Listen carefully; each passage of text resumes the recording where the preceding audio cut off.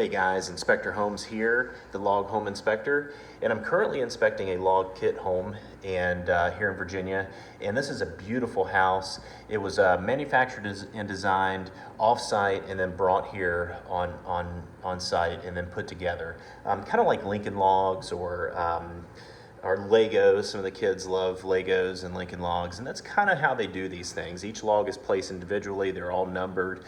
But anyway, sometimes and I'll pan out here. Sometimes contractors will leave out certain members to kind of give their clients a good open feel, and that's kind of what has happened here.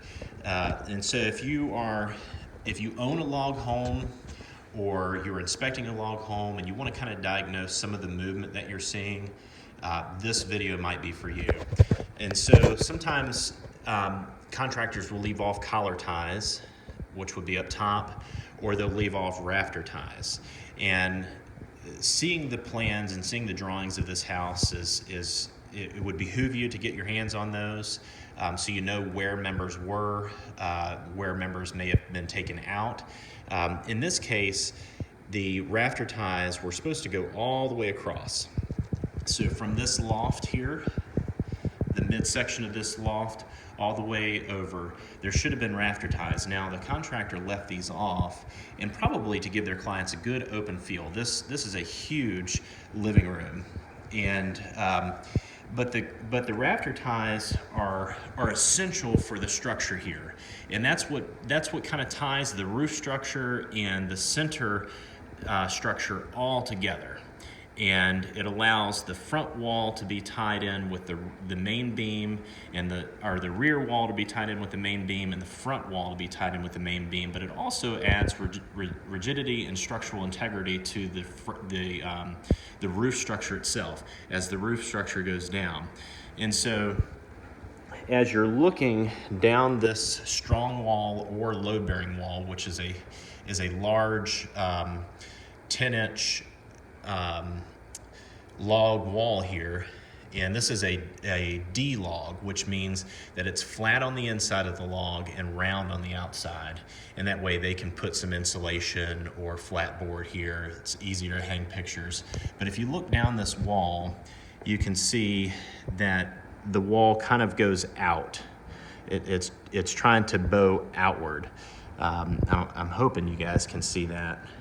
You can see it in the framing. You can see it in that bookshelf there at the very end next to the fireplace.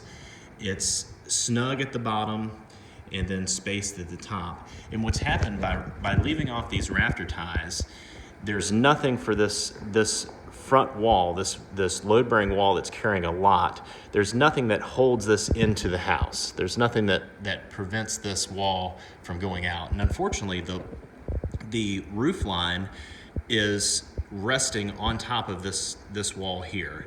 And as a result, with nothing tying this wall in, the roof line, just the sheer weight, is trying to push that wall out. And that's exactly what's happening here. Sometimes during your log home inspections, or if you own a log home and you just open up the front door and the front door is tight, this one actually has a sweep, but if the sweep wasn't on it, this door would actually just fall shut.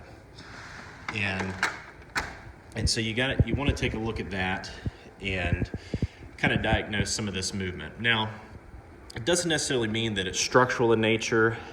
If there's a little bit of movement, you're always going to have some movement with log home construction, because the log home is living and breathing. It fluctuates greatly through humidity, barometric pressure, in the time of year. When you're heating the house, everything inside dries out. During hot, humid summers, everything else, all the wood kind of expands. So there's that expansion and contraction. But in this case, the plans called for rafter ties, and they left off the rafter ties, and now we're seeing some movement to the front load-bearing wall, which is a structural issue. And so, being armed, if you can possibly get your hands on some of those plans when you're doing a log home inspection, that would be great. But just use common sense. If there's normally rafter ties in place and they're not there, and you're seeing some movement, that's why a four foot level minimum is what I carry on a job site to see how walls are reacting with each other. But anyways, I thought I'd give you a little quick tip on what I do and some of the things that I inspect when I'm looking at log homes. But thank you for watching, and we'll talk to you soon.